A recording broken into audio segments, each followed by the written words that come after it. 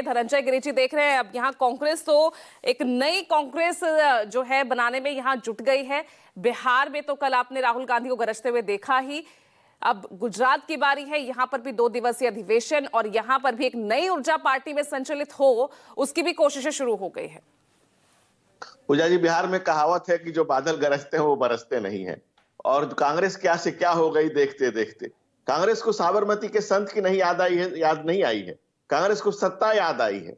कांग्रेस सत्ता का समाज गढ़ना चाहती है, अगड़े पिछड़ों को आगे पीछे करना चाहती है।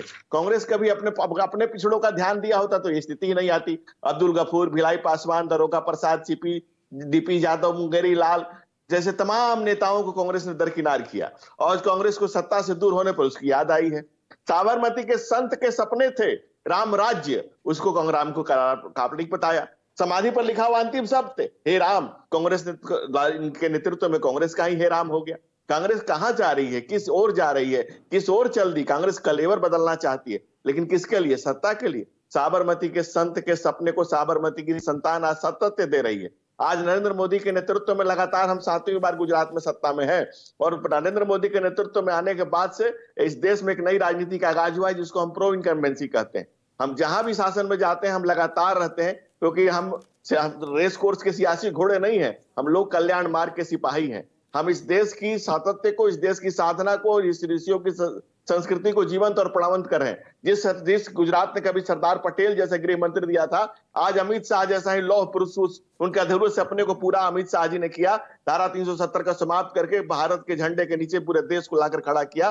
तो आज गुजरात जानता है कि उनकी संतान क्या कर रही है, इसलिए वहां किसी के लिए जगह नहीं है। गुजरात गांधी का जगह है, गांधी की सुगंध फैली हुई है। वहां नकली गांधी के लिए कोई जगह होगी ऐसा मैं नहीं समझता हूं। और बिहार तो वो जगह है जिस धरती ने राजतंत्र दिया, पहला गणराज्य दिया, विश्व को शून्य अर्थशास्त्र, न्यायशास्त्र, रामायण दिया। दधीची, गौतम, वाल्मीकि, बुद्ध, महावीर, बिंबिसार, अजात शत्रु, चाणक्य, चंद्रगुप्त, अशोक, कालिदास, विद्यापति, आर्यभट्ट, जीवक, समुद्रगुप्त, शेरशाह।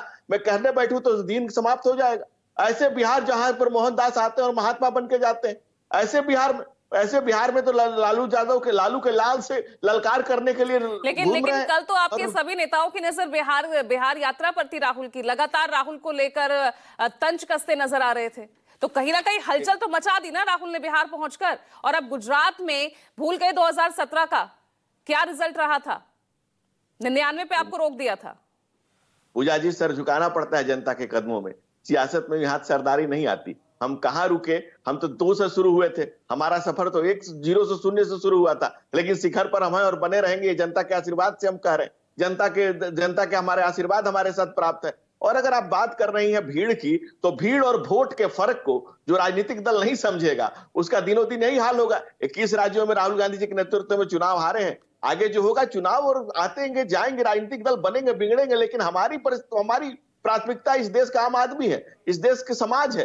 तो उसी आम आदमी को तो संबोधित कर रहे हैं राहुल गांधी, उसी आम आदमी से जुड़े तमाम मुद्दे उठा रहे हैं राहुल गांधी।